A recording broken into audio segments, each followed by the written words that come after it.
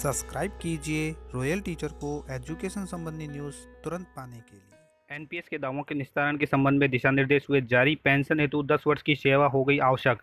कार्मिक को अपनी निजी अंशदान कटौती का पैसा मिलेगा ब्याज सहित।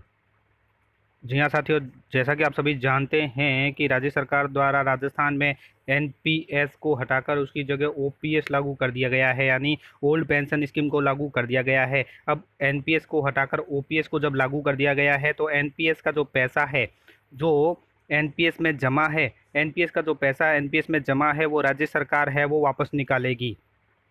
इसके लिए पीएफआरडीए से भी चर्चा चल रही है, पत्राचार द्वारा भी बातचीत हो रही है। यहाँ पे बात ये भी सामने आ रही है दावों के निस्तारण के संबंध में कि जो एनपीएस कार्मिक सेवानिवृत्त हो गए हैं या मृतक कर्मचारी है, उनके जो आश्रित है उनको पेंशन किस प्रकार स्वीकृत की जाएगी, साथ ही जो एनपीएस में जमा राशि है उसका क्या होगा, इसके संबंध में दावों के निस्तारण के संबंध में बता दिया गया है। बात करें इस आदेश की, जो राजस्थान सरकार निदेशालय राज्य बीमा प्रावधान निधि विभाग की ओर से जारी किया गया है और राज्य बीमा प्रावधान निधि विभाग समस्त कार्यालय अतिरिक्त निदेशक को लिखा गया है। एनपीएस दावों के निस्तारण के संबंध में जिला कार्य द्वारा चाहे गए मार्गदर्शन के क्रम में बताया गया है। यहाँ उन्होंने लिखा है कि उपरोक्त विषयांतर्गत संदर्भानुसार लेख है कि दिनांक 1 अप्रैल 2022 से राज्य कर्मचारियों के लिए एनपीएस के स्थान पर ओपीएस लागू होने के परिणाम स्वरूप एनपीएस के मृत्यु एवं सेवानिवृत्ति दावे कई जिला कार्यालय में लंबित है। इस संबंध में राज्य सरकार द्वारा दिनांक 19/5/2022 द्वारा जारी अधिसूचनाओं के तहत एनपीएस दावा निस्तारण प्रक्रिया में आमूलचूल परिवर्तन हुए हैं। फलतः जिला कार्यालय द्वारा एनपीएस के लंबित दावों तथा के संबंध में निम्नानुसार कार्रवाई की जानी है। तो सबसे पहले बात करेंगे मृत्यु दावों के निस्तारण के संबंध में कि जिन कार्मिकों की मृत्यु हो गई है उनका निस्तारण किस प्रकार होगा। उसके बाद बात करेंगे जो सेवानिवृत्त कार्मिक है, जो सेवानिवृत्त हो गए हैं वो अपने दावों का निस्तारण किस प्रकार करेंगे। तो बात करें मृत्यु दावों के निस्तारण के संबंध में, यहाँ बताया गया है कि एनपीएस मृत्यु दावों में पूर्व में प्रोविजनल फैमिली पेंशन के प्रयोजन से, यानी पूर्व में जो एनपीएस थी उसके तहत फैमिली पेंशन दे थी, तो पूर्व में प्रोविजनल फैमिली पेंशन के प्रयोजन से एनपीएस ट्रस्ट से प्राप्त समेकित पेंशन धनराशि पेंशन विभाग के बजट मद में जमा कराई जाती थी। किंतु अब कर्मचारी को निजी अंशदान की राशियां मनोनीत या दावेदारों को भुगतान की जानी है, यानी अब का जो कर्मचारी है उसकी जो निजी अंशदान की कटौतियां हैं, जो राशि है वो उनके मनोनीत दावेदार जो भी उनको भुगतान की जानी है। शेष जो राशि है कॉर्पोरेट राशि राज्य सरकार के राजस्व मद में जमा करानी है। ये मृत्यु दावों के निस्तारण के संबंध में बताया जा रहा है। अब बात करते हैं दूसरे पॉइंट की कि अब कर्मचारी का निजी अंशदान की प्रथम कटौती से दिनांक 31 मार्च 2022 तक की कटौतियों पर जीपीएफ योजना में समय समय पर घोषित ब्याज दर से गणना की जानी है।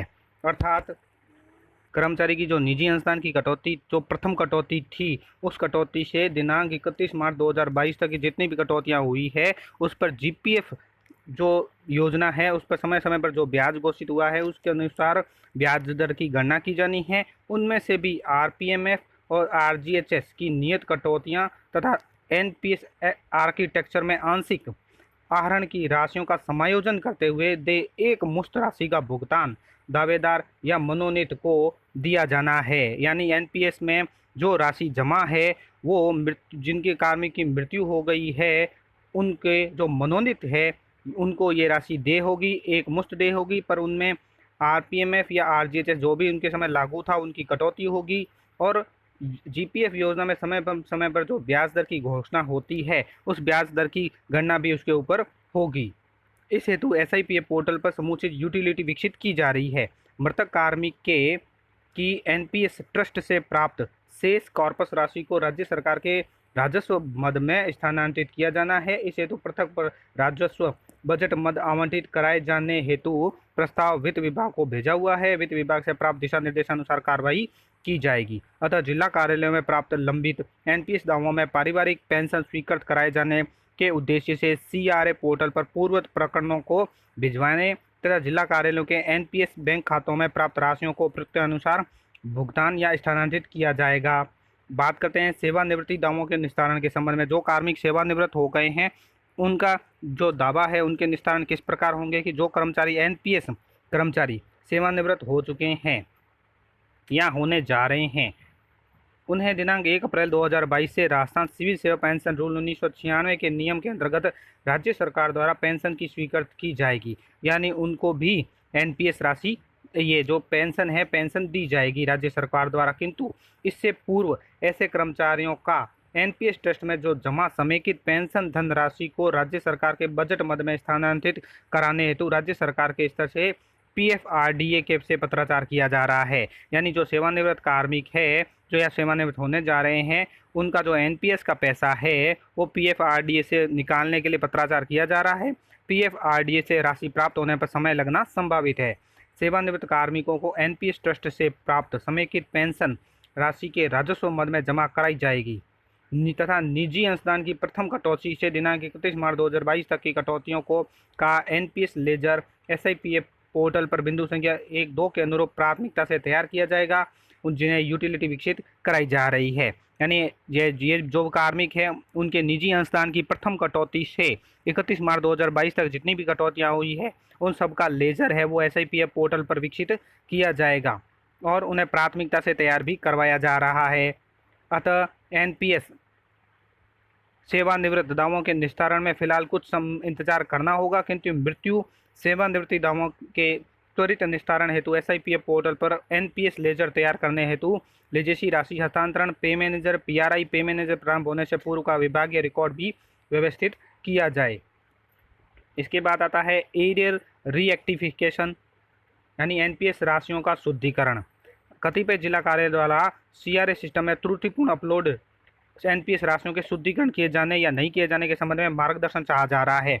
इसके संबंध में बताया गया है कि ऐसे कर्मचारी जिनकी 10 वर्ष की सेवा पूर्ण नहीं हुई है, ध्यान रखें कि ऐसे कर्मचारी जिनकी 10 वर्ष की सेवा पूर्ण नहीं हुई है, उन्हें राजस्थान सिविल सेवा पेंशन नियम 1996 के अंतर्गत पेंशन परिलाभ दे नहीं है। यानी पेंशन परिलाभ उन्हीं को दे है जो कर्मचारी राज्य सेवा 10 वर्ष की सेवा पूर्ण करता है तथा ऐसे एनपीएस मृतक कर्मचारी जिनके परिजन राजस्थान सिविल सेवा नियम 1996 के तहत पारिवारिक पेंशन हेतु अर्हता नहीं रखते हैं, उन्हें एनपीएस आर्किटेक्चर के तहत भुगतान होगा।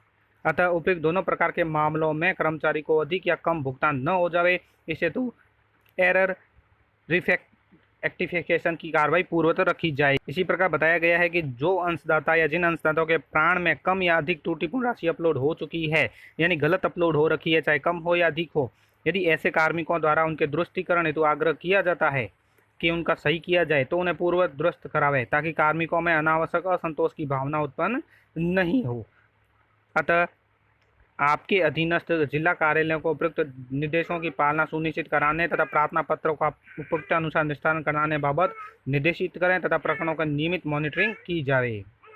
तो साथियों, ये था एनपीएस के निस्तारण के संबंध में जो दिशा निर्देश जारी किए गए हैं, जो मृतक कर्मचारी उनके संबंध में या जो सेवानिवृत्त हो गए हैं उनके संबंध में। तो पारिवारिक पेंशन अगर बनती है तो कम से कम 10 वर्ष की राज्य सेवा भी आवश्यक है, ये भी हमने जान लिया। साथ ही एनपीएस में जो जमा राशि है वो ब्याज सहित हमें वापस भी मिलेगी। इस ब्याज सहित जो वापस राशि मिलेगी, तो पीएफआरडीए से पत्राचार है वो किया जा रहा है। इसके संबंध में जो जीपीए पर ब्याज है, जीपीए पर जो समय समय पर ब्याज की गणना होती है, वही ब्याज की गणना इसके ऊपर भी करके निस्तारण भी किया जाएगा। इसमें से जो राशि कटौती होगी, जैसे आरजीएचएस है या आरपीएमएफ है, उस राशि की कटौती भी की जाएगी। धन्यवाद साथियों, उम्मीद है ये वीडियो आपको पसंद आई होगी।